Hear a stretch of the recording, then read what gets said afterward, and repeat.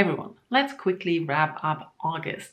And I really mean quickly. Even though I read a lot, I only have 4 things to talk about. But before we go into the books, I wanted to remind you that I'm still uploading weekly check-in vlogs where I talk about the books that I'm reading on the weekend and also take you along for the weekend. I know August, like I said, I read a lot, but I read a lot of the same things, so nothing much happened. And I can understand that. But I'm personally very proud of myself for still sticking to it and managing to vlog every weekend. And also I'm very happy to see that you're watching and commenting. So thank you very much for that. So let's get into the 2 books that were not part of a series.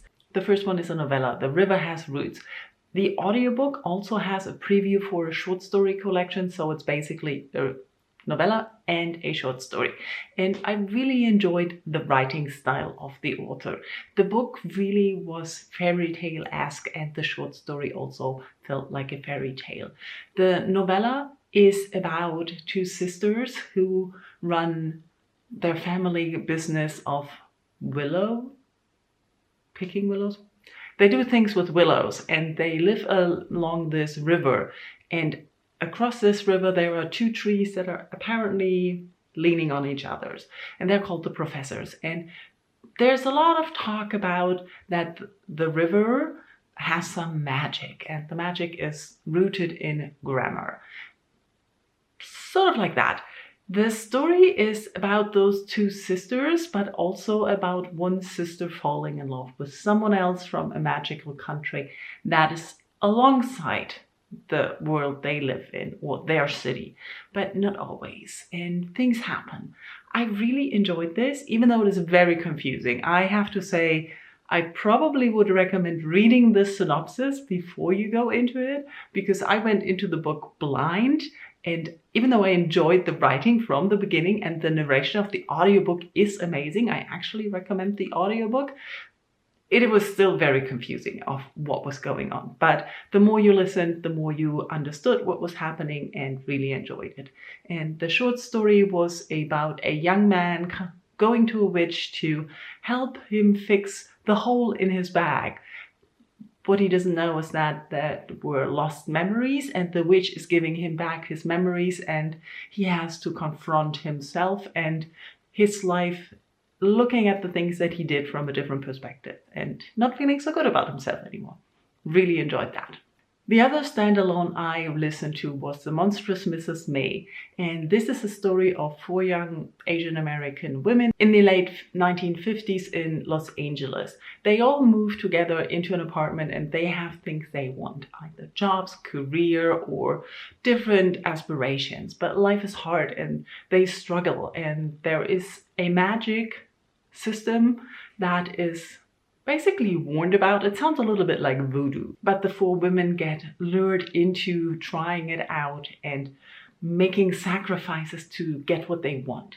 And as the book progresses, we see what kind of sacrifice they make, how they misunderstood things, and how their friendship is very fragile and what happens. The narrator is one of the 4 women who has been kicked out by her family, and she is desperately seeking acceptance. So we see her making or trying to make a bond with one of the other 4, the most popular one, and she turns jealous and lets herself be manipulated. And that's also something that we can see in the book, how people can manipulate other people and take advantage of them when they are desperate. I enjoyed listening to it, and I thought there were a lot of things that were really well done, but mostly I thought the themes were barely scratched upon. There is talk of how it is to be invisible as a woman, especially as an Asian American young woman, and in the 1950s of all. And also the effect the magic has and the magic system, the sacrifices they make, the hard work,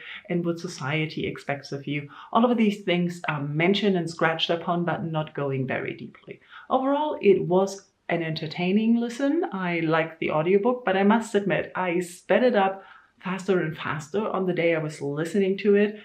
And I'm not sure if it is because the story dragged or if I was restless and wanted to get to the next scene faster. So maybe the book is slow, but I wouldn't know. I listened to it very fast. Now, the last 2 things I have to talk about are parts of series. One is that I listened to Oathbringer and Dawnchart of the Stormlight archive, and that's the book 3 and 3.5 of the series, which is an epic fantasy series about a world that is ravaged by storms. The storms give power but also threaten the people. There are constantly wars between the different people on the planet, and in book 3 a big revelation is made of how the wars are started and who's the actual intruder. And that was interesting, but that's all I can say about the story. As I said, it's book 3 and 3.5. But I noticed listening to it is that I think I have to change how I listen to the series. The books themselves are huge. Like this Oathbringer, I think was 55 hours on audio, and I listened to it. And even though I like it, I get bored by the time I get to the end, and I tend to speed things up more and care less about what I'm listening to. I still like the world, which is what I noticed when I started Dawnchart, which is just, I think, 5 or 6 hours. And because it's a novella, an in-between novella that came later. And the way story arcs are told or raveled up, if you have 55 hours, it takes a lot of time. And I noticed that the books are also in parts, like part 1, part 2, part 3, and interludes. So I'm thinking of trying listening to the next book, book 4, part by part, and reading something else in between to see if that increases my enjoyment and also my interaction and interest in the story more. Let's see how that goes. Overall, I'm enjoying the series. What else can I say? The rest of the months I spent reading Stars of Chaos, which are 5 volumes, well, 4.5 of main story, and then there are short stories. Full disclosure, I only finished the main story in September and I haven't read the short stories yet, but I can talk about the whole series. Stars of Chaos is a Danmai web novel adaptation put into a print, or I read the ebook version for everybody who doesn't read web novels like I do. And I read the English translation. So the books have something in common, that they are just chapters and chapters and chapters and chapters and chapters. So it's different than other book series where you have a closed story in book 1, a closed story in book 2, or sort of you're moving forward, but you have an arc. This is more like after about 400 pages, we'll start a new book, and then it just happens to continue with the next chapter. And I do enjoy that kind of series reading because it makes you read through all the books in one go instead of tempting you to put it down after book 1 and then read something else and never read book 2. That happens to, I think, not only me. But that's something I like about the web novel adaptations that I've read so far. What I also like about Stars of Chaos is how it's less dramatic. I noticed that a lot of times there's misunderstanding as sort of a plot device used in some of the web novels adaptations that I've seen, either on screen or in book form. And it's not my favorite. I don't like if the main thing that's keeping people apart is tons of misunderstandings. Briefly summing up the main story, we are following 2 characters, Prince Yan and Marshal Gu. And in the beginning, the book starts when Prince Yan is still a teenager and has just met Marshal Gu, who he thinks is just his godfather, doesn't know that he is a marshal, and he doesn't know that he's a prince. There's a lot of background of him being kidnapped as a child and taken to the barbarians, and then being cursed and being mistreated by his pseudo-mother, because apparently the woman who raised him isn't his mother, but that's all background. The story starts with an invasion of the barbarians and they have to flee. So there are some of the sole survivors of this little village where Prince Yan used to grow up and live for the first 12, 13 years of his life.